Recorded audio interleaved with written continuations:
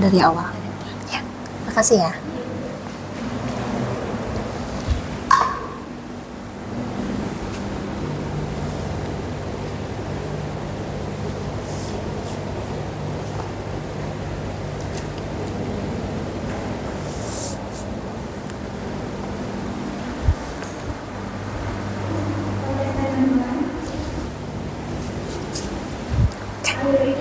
Yes. Look at me. You might think you see who I really am, but you'll never know me every day. It's just what I play about. Ooh, that girl I see staring straight back at me. When will my reflection show who I am inside? Well, ladies and gentlemen, greetings to all of my honorable judges.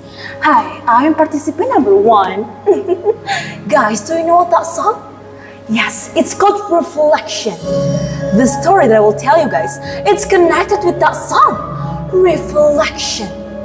This tale was about a young woman who made a great sacrifice for the Pakuwati kingdom in Cirebon. I know you're all curious, aren't you? Alright then, listen carefully.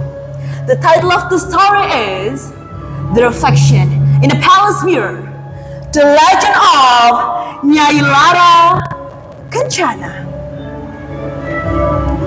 Long time ago, at Pakuwati Kingdom in Cirebon, there lived a handmaiden named Lara Kencana. She called herself a keeper of the secrets. No one would have guessed that this young woman from a coastal land would become a witness for the series of the event that would change the fate of the kingdom. It all began when the merchant from Arabia arrived and bearing a mirror adorned with gold as a gift for Sunan Gunung Jati. However, the Sunan sensed a strange energy from the object and entrusted it to the queen, who then asked Lara Kencana to guard it. Lara, keep this mirror in the glass chamber. Do not let anyone touch it, especially during a full moon. Lara bowed deeply, feeling that this responsibility which is heavier than her own body. In the night of the full moon, her curiosity overcame her caution. Lara Kencana peeped into the mirror and saw the reflection of a noble-looking woman calling her name from within the glass. Lara Kencana! The son of the deceivers, your time has come! Said the reflection. Lara trembled. The voice sounded like an echo from deep within herself. Suddenly, the mirror trembled, and a fine crack appeared across its surface. The next morning, green news appeared.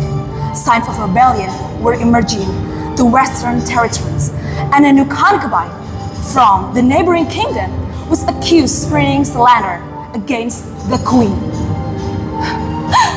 Lara realized that this mirror was not an ordinary object. It was a seal for the spirit of the women ancestors of Cirebon. And the guards she saw was Nyai Ratu Kidul, the guardian of the Sultancy, who had come to warn her. Lara went to see Sunan Gunung Jati. Your Majesty, allow me to speak. The slander does not come from our women, but if from a spirit of greed that now cloaks the palace and the mirror of the king, she said, trying to convince him. Lara, you saw the sea guardians? Well, then truly, your bloodline has been chosen, he said. To stop the evil spirit, Lara Kencana understood what she must do. She had to enter the mirror and unite with the sea guardians. That meant she would vanish from the human world, but the palace would be saved.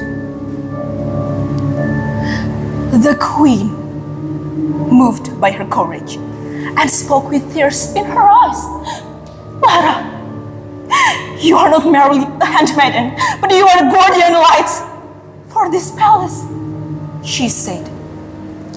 Your Majesty, I'm an ordinary woman, but if one soul can help the 1,000 lives, then this price worth paying, she said. In that night, Lara Kencana stood before the mirror and whispered an ancient mantras passed down by her mother, and disappeared with white light. Since then, no one has seen her again, but on every full moon night, in the glass chamber of the Kasapuhan Palace, her image appears within the glass. She smiles without regret, and from within the glass, she would see the world turn, and the people of Cirebon live in peace. Okay, the more value that we get from this story is, courage does not always come from this power, but it from a heart that is sincere and willing to sacrifice. And if you found yourself standing before the mirror at night and the reflection smiles back at you, perhaps it's her. Okay, that's all from my story. I really hope you enjoyed it, and see you next time. Bye-bye.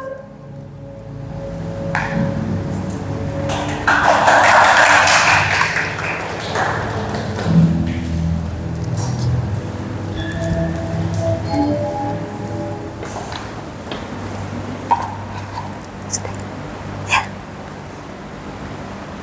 6 minutes 23 seconds.